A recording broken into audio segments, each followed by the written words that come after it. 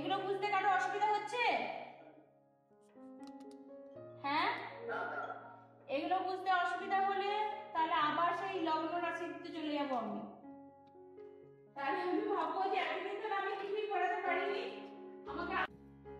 তাহলে first Lord আর tenth Lord দুটোই কেন্দ্র, সেই জন্য মার্কারি এখানে শুভ, কিন্তু ও প্রচুর শুভ নয়, শুভ বলতে পারি। ভেনাস কি সেকেন্ড লর্ড, নাইন্থ হিসাবে খুবই শুভ, আর সেকেন্ড হিসাবে নিরপেক্ষ, দুটো মিলিয়ে আমরা শুভই বলবো। আচ্ছা, মার্চ কি হয়ে গেল? মার্চ হলো থার্ড লর্ড হিসাবে অশুভ, আর এইথ লর্ড হিসাবে অশুভ, সেই জন্য মার্চ এখানে হয়ে গেল অশুভ। ঠিক আছে, মার্চ হয়ে গেল অশুভ, ম্যালিফিক হয়ে গেল।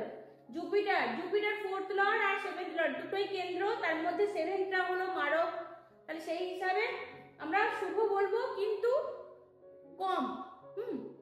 আচ্ছা, স্যাটার্ন ফিফথ লর্ড হিসাবে অতিরিক্ত শুভ, আর সিক্সথ লর্ড হিসাবে অতিরিক্ত অশুভ, তাহলে স্যাটার্ন এখানে হয়ে গেল নিরপেক্ষ, মানে শুভও নয় অশুভও নয়। ঠিক আছে, নিরপেক্ষ।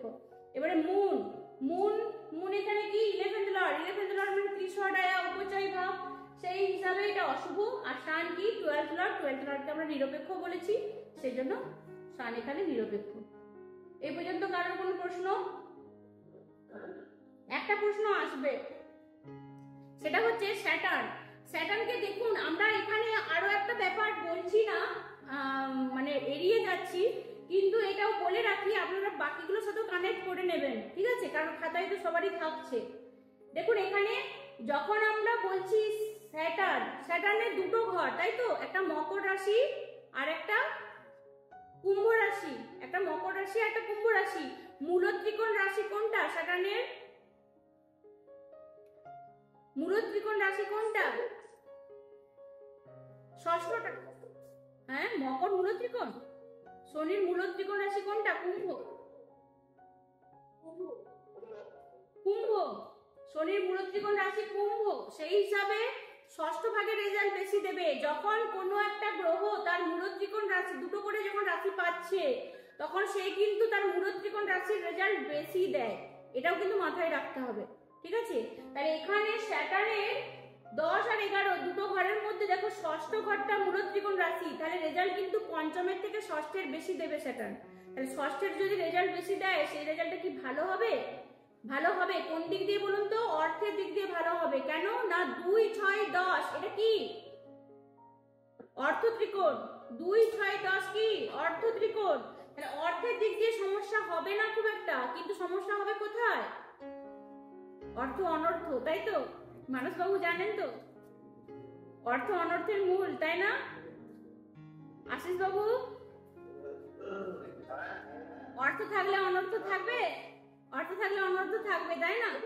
তাহলে অর্থ দেবে, তার সাথে অনর্থও দেবে। অনর্থ মানে রোগ ঋণ রিপু, ঠিক আছে? তো হচ্ছে রোগ ঋণ রিপু, তাহলে আমাদের রেজাল্ট এইভাবে। জুপিটার দেখুন, জুপিটার এখানে চতুর্থের ফল বেশি দেবে। কেন না? জুপিটারের মূল ত্রিকোণ রাশি চতুর্থে আছে, তাই তো? প্রতিটাই যদি আমরা এভাবে দেখি, দেখুন ভেনাস এখানে কোন ঘরের রেজাল্ট বেশি দেবে? নবমের না দ্বিতীয়? ভেনাস কোন ঘরের ফল বেশি দেবে? দ্বিতীয় দেবে না নবম দেবে?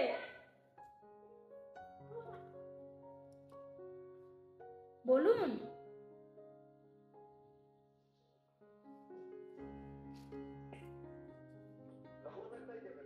নবম না, 7 নম্বর ঘরটা ভেনাসের মূল ত্রিকোণ রাশি।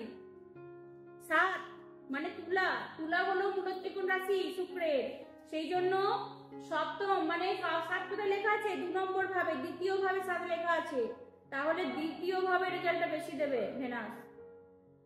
নবম ভাবে রেজাল্টের থেকেও দ্বিতীয় ভাবে রেজাল্টটা বেশি দেবে, কারণ ওখানে 7 লেখা আছে, মূল ত্রিকোণ রাশি ওটা ভেনাসের।